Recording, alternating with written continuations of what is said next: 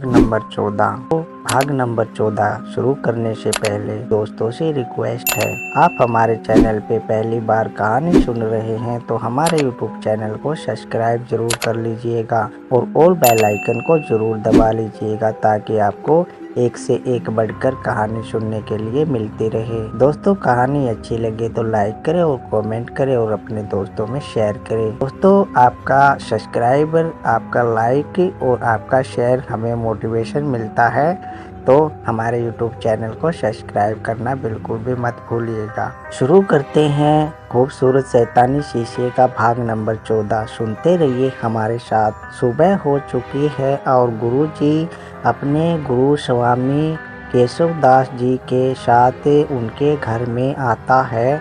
वो लगातार बहुत देर तक घंटी बजाता रहता है लेकिन कोई भी दरवाज़ा नहीं खोलता। काफ़ी देर बाद भी जब दरवाज़ा नहीं खुलता तो उनके दो चेले दरवाजे को तोड़ देते हैं।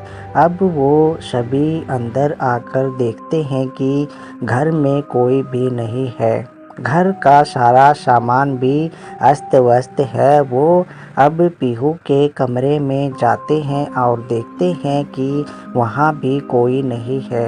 अब वो दूसरे कमरे में जाते हैं तो देखते हैं कि कौशल्या के हाथ पैर बंधे हुए हैं और मुंह पर टेप लगी हुई है। वो वहीं बैठे बेड पे पड़ी हुई तड़प रही है। अब उनमें से एक चेला आगे आता है और उसे आज़ाद करता है। सब स्वामी केशवदास जी कहते हैं, बताओ पुत्री, ये सब कैसे हुआ और तुम्हारा ये हाल किसने किया? पीहू और नीरज कहाँ हैं? अब कौशल्या रोने लगती है और बताती है, पीहू को नीरज यहाँ से उठाकर ले गया है। क्या कह रही हो तुम पुत्री? ऐसा कैसे हो सकता है? वो तो उसका पति है। गुरुजी को कौशल्या के कहे हुए शब्दों पर भरोसा ही नहीं हुआ। अब कौशल्या कहती है, हममें से कोई भी नीरज को नहीं समझ पाया। असल में तो वही पीहू का सबसे बड़ा दुश्मन निकला। आपके जाने के बाद नीरज ने कुछ पैसों वाले गुंडे बुलवाए और उनके साथ मिलकर मेरी ये हालत की और पीहू को ज़बरदस्ती यहाँ से ले गया।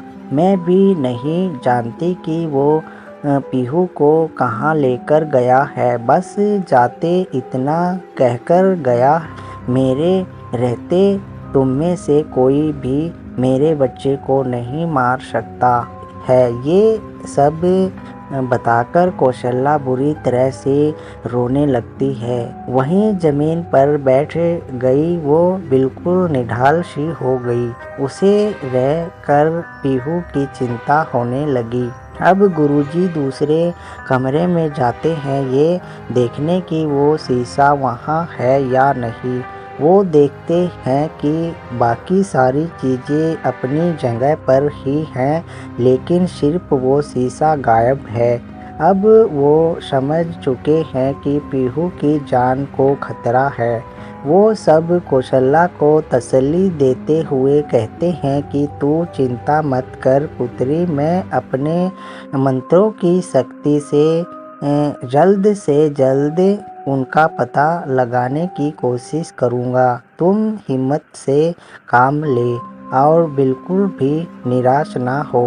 ये कहकर वो अपने चेलों से कहते हैं कि जाओ मेरा सामान लाओ, मुझे ध्यान करना है। अब केवल ध्यान ही एकमात्र उपाय शेष है। ध्यान करके ही हम पीहू तक पहुंच पाएंगे कि वो लोग उसे कहाँ लेकर गए हैं। अब सभी चेले पीहू वाले कमरे में ज़मीन पर ही एक आसन बना लेते हैं। उसके चारों ओर चंदन का लेप कर देते हैं। गुरुजी सभी से कहते हैं कि तुम सब जब तक हवन करके अपनी शक्तियाँ बढ़ाओ। वो बहुत शक्तिशाली चुड़ैल है और उसका सामना करना ही बहुत कठिन है, इसलिए अब तुम हवन करते रहो जब तक मैं ध्यान लगाकर पीहू का पता लगाता हूँ।